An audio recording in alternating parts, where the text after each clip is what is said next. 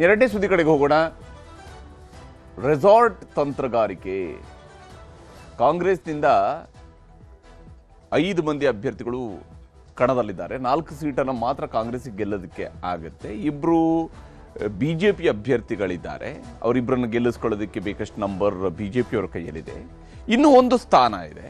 ಅದಕ್ಕೆ ಮೈತ್ರಿ ಪಕ್ಷಗಳು ಒಬ್ಬ ಅಭ್ಯರ್ಥಿಯನ್ನು ಹಾಕೊಂಡಿದ್ದಾರೆ. JDSನಿಂದ ಅಭ್ಯರ್ಥಿ ಕಣದಲ್ಲಿದ್ದಾರೆ. ಯಾಕಂದರೆ 18 ಸೀಟ್ ಇರುವಂಥದ್ದು JDSನ ಕೈಯಲ್ಲಿ. ಹೆಚ್ಚುವರಿಯಾಗಿರುವಂತಹ ಭಾರತೀಯ ಜನತಾ ಪಕ್ಷದ 5+1 ಸೀಟುಗಳು ಅವ್ರಿಗೆ ಸಿಗುತ್ತೆ ಅಂತ ಹೇಳಿ, ಹಾಗಾಗಿ ಆ ಒಂದು ಲೆಕ್ಕಾಚಾರಗಳನ್ನು ನೋಡಿದಾಗ 24 ಸೀಟ್ಗಳಿದ್ದಾವೆ. ಕಾಂಗ್ರೆಸ್ನಿಂದ 5ನೇ ಅಭ್ಯರ್ಥಿಯಾಗಿರುವಂತಹ ವಿನಯ್ ಕಾರ್ತಿಕ್ ಅವರು ಶಿವಕುಮಾರ್ ಅವರ ಆಪ್ತ ವಲಯದಲ್ಲಿ ಗುರುತಿಸಿಕೊಂಡಿರ್ತಕ್ಕಂತಹ ವ್ಯಕ್ತಿ. ಇಡೀ ಕಾಂಗ್ರೆಸ್ನ ಅಭ್ಯರ್ಥಿಗಳ ಪಟ್ಟಿಯನ್ನು ನಾವು ಗಮನಿಸಿದಾಗಲೂ ಕೂಡ ಇಲ್ಲಿ ಒಬ್ಬರು KPCC ಅಧ್ಯಕ್ಷರು ಆ ಕಾರಣಕ್ಕಾಗಿ ಅವರಿಗೆ ಅವಕಾಶ ಸಿಕ್ಕಿದೆ. ಅಲ್ಲಿ ಮಳವಳ್ಳಿ ಶಿವಣ್ಣ ಅವರಿಗೆ ಅವಕಾಶ ಸಿಕ್ಕಿರುವಂಥದ್ದು ಸಿದ್ದರಾಮಯ್ಯನವರ ಆಪ್ತರು ಅನ್ನುವಂತಹ ಕಾರಣಕ್ಕಾಗಿ.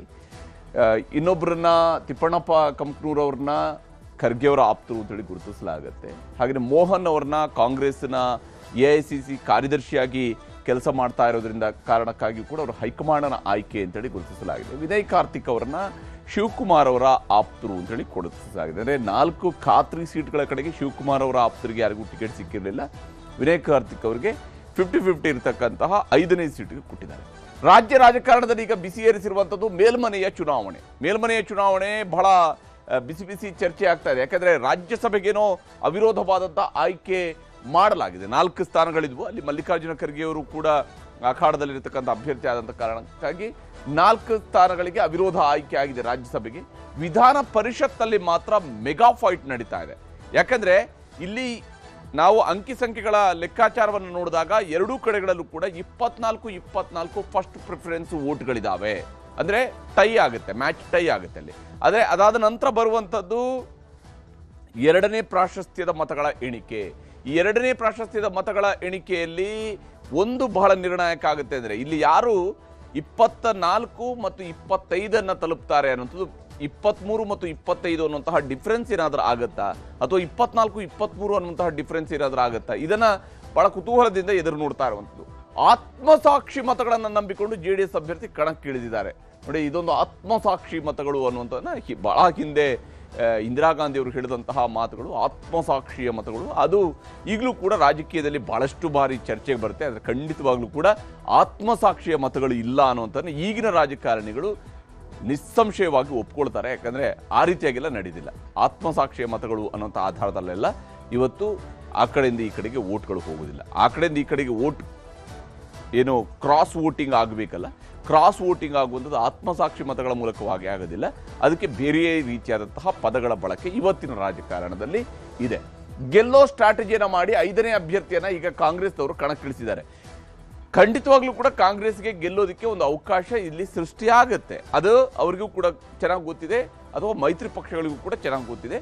ಯಾಕಂದರೆ ಇಲ್ಲಿ ಸೆಕೆಂಡ್ ಪ್ರಿಫರೆನ್ಷಿಯಲ್ ವೋಟ್ಗಳು ಕೂಡ ಕೌಂಟ್ಗೆ ಬರುವಂತಹ ಸಂದರ್ಭದಲ್ಲಿ ಅವ್ರಿಗೆ ಅವಕಾಶ ಇದ್ದೇ ಇದೆ. ಆದರೆ ವಿಚಾರ ಇರುವಂಥದ್ದು ಹೇಗೆ ಆ ಗುರಿಯನ್ನು ತಲುಪ್ತಾರೆ.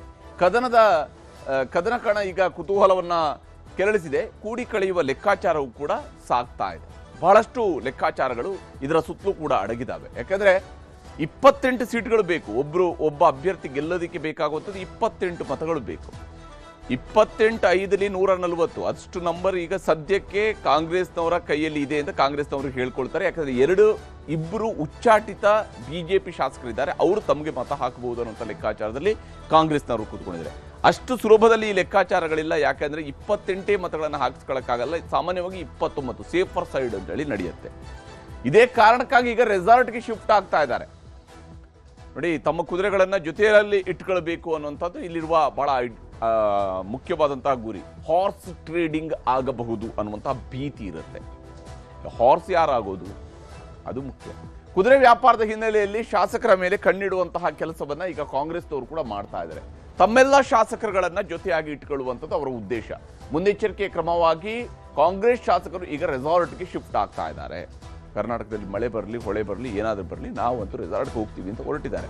ಇದಕ್ಕಾಗಿ ಜೂನ್ 16ರಂದು 18ರಂದು ವೋಟಿಂಗ್ ಇದೆ. ಜೂನ್ 16ರಂದು ಸಂಜೆನೇ ಎಲ್ಲರೂ ಬಿಡದಿ ಬಳಿಯ ವಂಡರ್ಲಾ ರೆಸಾರ್ಟ್ಗೆ ಶಿಫ್ಟ್ ಆಗ್ತಿದ್ದಾರೆ. 16 ಮತ್ತು 17ರಂದು ರೆಸಾರ್ಟ್ನಲ್ಲಿ ವಾಸ್ತವ್ಯ. ಜೂನ್ 16ರ ಸಂಜೆ ವಂಡರ್ಲಾ ರೆಸಾರ್ಟ್ನಲ್ಲಿನೇ CLP ಸಭೆಯನ್ನು ಕರೆಯಲಾಗಿದೆ. ಕಾಂಗ್ರೆಸ್ ಶಾಸಕಾಂಗ ಪಕ್ಷದ ಸಭೆಯನ್ನ ರೆಸಾರ್ಟ್ನಲ್ಲಿ ಕರೆಯಲಾಗಿದೆ. ನೋಡಿ, ಮುಖ್ಯಮಂತ್ರಿಯಾಗಿ ಶಿವಕುಮಾರ್ ಅವ್ರನ್ನ ಆಯ್ಕೆ ಮಾಡೋದಕ್ಕೆ ಯಾವುದೇ ರೆಸಾರ್ಟ್ಗೆ ಹೋಗಲಿಲ್ಲ. ನಮ್ಮಲ್ಲಿ ಅನೇಕ ರೆಸಾರ್ಟ್ ಶಾಸಕಾಂಗ ಪಕ್ಷಗಳ ಸಭೆಗಳನ್ನು ಮುಖ್ಯಮಂತ್ರಿ ಬದಲಾವಣೆಗಳ ಸಂದರ್ಭಗಳಲ್ಲಿ ನೋಡಿದ್ವಿ ನಾವು, ಅಥವಾ ಒಬ್ಬ ಮುಖ್ಯಮಂತ್ರಿಯ ವಿರುದ್ಧದ ಅಭಿಪ್ರಾಯ ರೂಪಿಸೋದಕ್ಕಾಗಿ ರೆಸಾರ್ಟ್ಗಳಲ್ಲಿ ಶಾಸಕಾಂಗ ಪಕ್ಷಗಳ ಸಭೆ ನಡೆದದನ್ನು ನೋಡಿದ್ದೀವಿ. ಆದರೆ ಕರ್ನಾಟಕದಲ್ಲಿ ಮೊನ್ನೆ ಸಿದ್ದರಾಮಯ್ಯನವರಿಂದ ಶಿವಕುಮಾರ್ ಅವರಿಗೆ ಅಧಿಕಾರ ಹಸ್ತಾಂತರ ಆಗುವಾಗ ಯಾವುದೇ ರೀತಿಯ ರೆಸಾರ್ಟಲ್ಲಿ ಆಗಲಿಲ್ಲ, ವಿಧಾನಸೌಧದಲ್ಲೇ ಆಯಿತು. ಆದರೆ ಈಗ ಚುನಾವಣೆಗಾಗಿ ರೆಸಾರ್ಟ್ ಕಡೆಗೆ ಹೋಗ್ತಾ ಇದ್ದಾರೆ. ಅಷ್ಟರ ಮಟ್ಟಿಗೆ ತಮ್ಮ ಶಾಸಕರ ಮೇಲೆ ಅವ್ರಿಗೂ ನಂಬಿಕೆ ಇದೆ. CM DK ಶಿವಕುಮಾರ್ ನೇತೃತ್ವದಲ್ಲಿ ನಡೆಯಲಿರುವಂತಹ CLP ಇದು ಅಂದರೆ ಮುಖ್ಯಮಂತ್ರಿಯಾಗಿ ಆಯ್ಕೆಯಾದ ನಂತರ, ಪ್ರಮಾಣ ವಚನವನ್ನು ಸ್ವೀಕರಿಸಿದ ನಂತರ ಶಿವಕುಮಾರ್ ಅವರು ಕರೆದಿರುವ ಮೊದಲ ಶಾಸಕಾಂಗ ಪಕ್ಷದ ಸಭೆ. ಶಾಸಕಾಂಗ ಪಕ್ಷದ ನಾಯಕನಾಗಿ ಅವರು ಕರೆತಿರುವ ಮೊದಲ ಸಭೆ ಇದು ರೆಸಾರ್ಟ್ನಲ್ಲಿ ನಡೀತಿದೆ. ರಣದೀಪ್ ಸಿಂಗ್ ಸುರ್ಜೇವಾಲಾ, BK ಹರಿಪ್ರಸಾದ್, ಸಿದ್ದರಾಮಯ್ಯನವರು ಪ್ರಮುಖ ನಾಯಕರಾಗಿ ಇವರುಗಳು ಉಪಸ್ಥಿತರಿರ್ತಾರೆ. PCC ಅಧ್ಯಕ್ಷರು, ಮಾಜಿ ಮುಖ್ಯಮಂತ್ರಿಗಳು ಹಾಗೂ ಉಸ್ತುವಾರಿ. ಅವರ ಜೊತೆಗೆ ಎಲ್ಲ ಶಾಸಕರನ್ನ ಜೊತೆಯಲ್ಲಿ ಹಿಡಿದಿಟ್ಟುಕೊಳ್ಳುವಂತಹ ಪ್ರಯತ್ನವನ್ನ ಇಲ್ಲಿ ಮಾಡಲಾಗುತ್ತೆ. ವಿಶೇಷವಾಗಿ ಈ ವಿಧಾನ ಪರಿಷತ್ ಚುನಾವಣೆಗಳು ನಡೆದಾಗ ಒಂದು ಕಾಂಗ್ರೆಸ್ಗೆ ಈಗಾಗಲೇ ಒಂದು ಬ್ಯಾಡ್ ಎಕ್ಸ್ಪೀರಿಯನ್ಸ್ ಕೂಡ ಕಾಂಗ್ರೆಸ್ನಲ್ಲಿ ಇದೆ. ಹಿಂದೆ ಇಕ್ಬಾಲ್ ಅಹಮದ್ ಸರಡಗಿ ಅವರನ್ನ ಕಾಂಗ್ರೆಸ್ನ ಅಧಿಕೃತ ಅಭ್ಯರ್ಥಿಯಾಗಿ ಕಣಕ್ಕಿಳಿಸಿದಾಗ ಅವರು ಸೋಲನ್ನು ಕಾಣ್ತಾರೆ. ಅಲ್ಲಿ ಭೈರತಿ ಸುರೇಶ್ ಅವರು ಗೆದ್ದಿರ್ತಾರೆ ಇಂಡಿಪೆಂಡೆಂಟ್ ಆಗಿ. ಈ ಕಾರಣಕ್ಕಾಗಿಯೇ ಇಲ್ಲಿ ಈಗ ಹಿಡಿದಿಟ್ಟುಕೊಳ್ಳುವ ಪ್ರಯತ್ನ ನಡೀತಾ ಇದೆ. ಮೊದಲ ಪ್ರಾಶಸ್ತ್ಯದ 28 ವೋಟ್ಗಳು ಯಾರು ಹಾಕಬೇಕು, ಯಾರಿಗೆ ಹಾಕಬೇಕು ಅಂದರೆ ಯಾವ ಅಭ್ಯರ್ಥಿಗೆ ಯಾವ 28 ಜನ ಶಾಸಕರುಗಳು ಮೊದಲ ಪ್ರಾಶಸ್ತ್ಯದ ಮತಗಳನ್ನು ಹಾಕಬೇಕು ಅನ್ನೋದ್ರ ಕಡೆಗೆ ಲೆಕ್ಕಾಚಾರಗಳನ್ನು ಮಾಡ್ತಾರೆ. 4 ಅಭ್ಯರ್ಥಿಗಳಿಗೆ ಯಾರೆಲ್ಲ ವೋಟ್ ಹಾಕಬೇಕು ಅನ್ನುವಂತಹ ಪಟ್ಟಿಯನ್ನು ಮೊದಲಿಗೆ ತಯಾರು ಮಾಡ್ತಾರೆ. ಅಂದರೆ 4, 28, 28, 28 ಮತಗಳನ್ನು ಯಾರು ಹಾಕೊಳ್ಬೇಕು ಅನ್ನೋದ್ರ ಬಗ್ಗೆ ಪಟ್ಟಿಯನ್ನು ತಯಾರು ಮಾಡಲಾಗುತ್ತೆ. 5ನೇ ಅಭ್ಯರ್ಥಿಗೆ ಇರುವಂತಹ ಮತ ಮತ್ತು 2ನೇ ಪ್ರಾಶಸ್ತ್ಯಗಳ ಮತಗಳ ಹಂಚಿಕೆಯನ್ನು ನಂತರ ಮಾಡಲಾಗುತ್ತೆ. ಇಲ್ಲಿ ಕರೆಕ್ಟಾಗಿ 28 ವೋಟ್ ಹಾಕುವಂತಹ ಯುವ ಶಾಸಕರುಗಳೇ ಇದ್ದರೆ ಅವರು ಆ ಕಡೆ ಈ ಕಡೆ ಮಿಸ್ಟೇಕ್ ಮಾಡದೇನೆ ವೋಟ್ ಹಾಕ್ತಾರೆ ಅಂದರೆ 28ಕ್ಕೆ 28 ವೋಟ್ ಕೂಡ ಅವರಿಗೆ ಬರೋದಕ್ಕೆ ಅವಕಾಶ ಇರುತ್ತೆ. ಹಾಗಾಗಿ ಅವರು ಸೆಕೆಂಡ್ ಪ್ರಿಫರೆನ್ಷಿಯಲ್ ವೋಟ್ ಕಡೆಗೆ ಜಾಸ್ತಿ ತಲೆಕೆಡಿಸ್ಕೊಳ್ಬೇಕಾದ ಅವಶ್ಯಕತೆ ಬರೋದಿಲ್ಲ. 5ನೇ ಅಭ್ಯರ್ಥಿ ಗೆಲುವಿಗೆ ಅಗತ್ಯವಿರುವಂತಹ ಮತಗಳ ಹೊಂದಿಸುವ ತಂತ್ರಗಾರಿಕೆ ಇಲ್ಲಿ ನಡೀತಾ ಇದೆ. ಸರಿಯಾಗಿ ಲೆಕ್ಕ ಹಾಕ್ತಾ ಹೋದಾಗ ಅವರಿಗೆ 5 ಅಭ್ಯರ್ಥಿಗಳಿಗೆ ಗೆಲ್ಲಿಸೋದಕ್ಕೆ ಅವಕಾಶಗಳು ಇದ್ದೇ ಇದೆ. 138ರಲ್ಲೂ ಕೂಡ ಅವಕಾಶ ಇದೆ. 140 ಆದ್ರಂತೂ ಬಹಳ ಆರಾಮಾದ ಅವಕಾಶ ಇದೆ.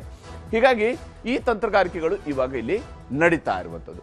ಆದರೆ ಕುಮಾರಸ್ವಾಮಿ ಅವರು ಸುಮ್ಮನೆ ಕುಳಿತಿಲ್ಲ. ತಮ್ಮ ಪಕ್ಷದ ಅಭ್ಯರ್ಥಿಯನ್ನು ಕಣಕ್ಕಿಳಿಸಿದ ನಂತರ JDS ಅಂಗಡದಲ್ಲೂ ಕುದುರೆ ವ್ಯಾಪಾರದ ಭೀತಿ ಇದೆ. ಅವರು ಕೂಡ ಕುದುರೆಗಳನ್ನು ಹುಡುಕ್ತಾ ಇದ್ದಾರೆ. ಯಾವ ಕುದುರೆ ವ್ಯಾಪಾರಕ್ಕೆ ರೆಡಿ ಆಗಿದೆ ಅಂತ ಹುಡುಕ್ತಿದ್ದಾರೆ. JDS ಶಾಸಕರ ಸಭೆಯನ್ನ HD ಕುಮಾರಸ್ವಾಮಿ ಅವರು ಮಾಡಿದ್ದಾರೆ. ದೋಸ್ತಿ ಪಕ್ಷಗಳ 3ನೇ ಅಭ್ಯರ್ಥಿಯ ಗೆಲುವಿನ ಕಾರ್ಯತಂತ್ರಗಳ ಬಗ್ಗೆಯೂ ಕೂಡ ಚರ್ಚೆ ನಡೆಸಲಾಗಿದೆ. ಯಾಕಂದ್ರೆ 2 ಅಭ್ಯರ್ಥಿಗಳ ತಲೆಬಿಸಿ ಬಿಜೆಪಿ ಅವರದು, 3ನೇ ಅಭ್ಯರ್ಥಿ ಇವರದ್ದು. ಹಾಗಾಗಿ ಇವರು ತಲೆಬಿಸಿ ತಗೊಂಡಿದ್ದಾರೆ. ಕಾಂಗ್ರೆಸ್ ಸಂಪರ್ಕದಲ್ಲಿರುವ ಶಾಸಕರ ಬಗ್ಗೆಯೂ ಕೂಡ ಮಾಹಿತಿಗಳನ್ನ ಕಲೆ ಹಾಕ್ತಾ ಇದ್ದಾರೆ. ಮತ್ತು ವಿಧಾನ ಪರಿಷತ್ ಚುನಾವಣೆಯಲ್ಲಿ ಅಡ್ಡ ಮತದಾನದ ಭೀತಿ ಸಹಜವಾಗಿಯೇ ತೆನೆ ಪಕ್ಷಕ್ಕೆ ಕಾಡ್ತಾ ಇದೆ. ಇದೇ ಕಾರಣಕ್ಕಾಗಿ ಶಾಸಕ ಹನೂರು ಮಂಜುನಾಥ್ ಅವರನ್ನು ಕೂಡ ಕುಮಾರಸ್ವಾಮಿ ಕರೆಸ್ಕೊಂಡಿದ್ದಾರಂತೆ. ಹನೂರಿನ ಶಾಸಕರಾಗಿರುವಂಥ ಮಂಜುನಾಥ್ ಅವರನ್ನ ಗೊತ್ತಿಲ್ಲ ಅವರು ನಿಜಕ್ಕೂ ಈ ಕುದುರೆ ವ್ಯಾಪಾರಕ್ಕೆ ಒಳಗಾಗೋದಕ್ಕೆ ರೆಡಿ ಆಗಿದ್ದಾರೆ ಇಲ್ಲೋ ಗೊತ್ತಿಲ್ಲ. ಆದರೆ ಅವ್ರನ್ನ ಕರೆಸ್ಕೊಂಡಿದ್ದಾರೆ. JP ನಗರದ ನಿವಾಸಕ್ಕೆ ಹನೂರು ಮಂಜುನಾಥ್ ಅವ್ರನ್ನು ಕೂಡ ಕರೆಸ್ಕೊಂಡು ಸಭೆಯನ್ನ ಮಾಡ್ತಾ ಇದ್ದಾರೆ ಕುಮಾರಸ್ವಾಮಿ. ಆ ಮೂಲಕ ತಮ್ಮ ಶಾಸಕರನ್ನ ಹಿಡಿದಿಟ್ಟುಕೊಳ್ಳುವ ಪ್ರಾಮಾಣಿಕ ಪ್ರಯತ್ನ ಅವರ ಕಡೆಯಿಂದ ನಡೀತಾ ಇದೆ. 18 ಶಾಸಕರಿದ್ದಾರೆ. ಅವರು ವಿಧಾನ ಸಭೆ ಗೆದ್ದಂಥವ್ರು ಲೋಕಸಭೆಗೆ ಹೋದ ನಂತರ 18 ಶಾಸಕರು ಇರುವಂಥದ್ದು ಈಗ ಅವ್ರ ಬಳಿಯಲ್ಲಿ. ಇಲ್ಲಿ ಕುಮಾರಸ್ವಾಮಿ ಅವರು ಕೊಟ್ಟಿರುವಂತಹ ಸಲಹೆಗಳನ್ನು ಗಮನಿಸಬೇಕು. ಯಾರೂ ಕೂಡ ಆಮಿಷಗಳಿಗೆ ಬಲಿಯಾಗಬೇಡಿ ಅಂತೇಳಿ ಇವತ್ತಿನ ಸಭೆಯಲ್ಲಿ, ಶಾಸಕರ ಸಭೆಯಲ್ಲಿ ಅವರು ಹೇಳಿದ್ದಾರೆ. ಯಾರೂ ಆಮಿಷಗಳಿಗೆ ಬಲಿಯಾಗಬೇಡಿ. ಮತ್ತು ಇನ್ನೂ ಒಂದು ಅಂಶವನ್ನು ಅವರು ಉಲ್ಲೇಖ ಮಾಡಿದರೆ, ಕಾಂಗ್ರೆಸ್ನ ಕೆಲ ಶಾಸಕರು ನನ್ನ ಸಂಪರ್ಕದಲ್ಲಿದ್ದಾರೆ ಅಂತ. ಅಂದರೆ ತನ್ನ ಪಕ್ಷದ ಶಾಸಕರಿಗೆ ಹೇಳ್ತಾ ಇದ್ದಾರೆ ಕಾಂಗ್ರೆಸ್ ಅವರು ಸಂಪರ್ಕದಲ್ಲಿದ್ದಾರೆ, ಹಾಗಾಗಿ ನೀವು ಸುಮ್ಮನೆ ವೇಸ್ಟ್ ಮಾಡ್ಕೋಬೇಡಿ, ನನ್ನ ಜೊತೆಗೆ ಇದ್ದರೆ ನಮ್ಮ ಅಭ್ಯರ್ಥಿನ ಗೆಲ್ಲಿಸ್ಕೊಳ್ಬಹುದು ಅಂತ ಖಂಡಿತ ಆತ್ಮಸಾಕ್ಷಿಯ ಮತವನ್ನು ಹಾಕ್ತಾರೆ. ಅಂದರೆ ಕ್ರಾಸ್ ವೋಟಿಂಗ್ ಅನ್ನು ನಮ್ಮಲ್ಲಿ ಕರೀತಾ ಇರುವಂಥದ್ದು ಆತ್ಮಸಾಕ್ಷಿಯ ಮತಗಳು ಅಂತೇಳಿ. ಇದು ಯಾವ ರೀತಿಯಂತ ಆತ್ಮ, ಯಾವ ರೀತಿಯ ಸಾಕ್ಷಿ ಅನ್ನೋದು ನಾವು ನೋಡಿದ್ದೀವಿ ಹಿಂದೆನು. ಗೋವಿಂದರಾಜು ಗೆಲ್ತಾರೆ ಅನ್ನೋಂಥ ವಿಶ್ವಾಸವನ್ನು ಕುಮಾರಸ್ವಾಮಿ ಅವರು ವ್ಯಕ್ತಪಡಿಸಿದ್ದಾರೆ. ಶಿವಕುಮಾರ್ ನಮ್ಮ ಶಾಸಕರನ್ನ ಸೆಳೆಯೋದಕ್ಕೆ ಯತ್ನಿಸ್ತಾ ಇದ್ದಾರೆ, ಆದರೆ ಕಾಂಗ್ರೆಸ್ನವರೇ ನನ್ನ ಜೊತೆಗೆ ಸಂಪರ್ಕದಲ್ಲಿದ್ದಾರೆ ಅಂತ ಹೇಳಿದ್ದಾರೆ.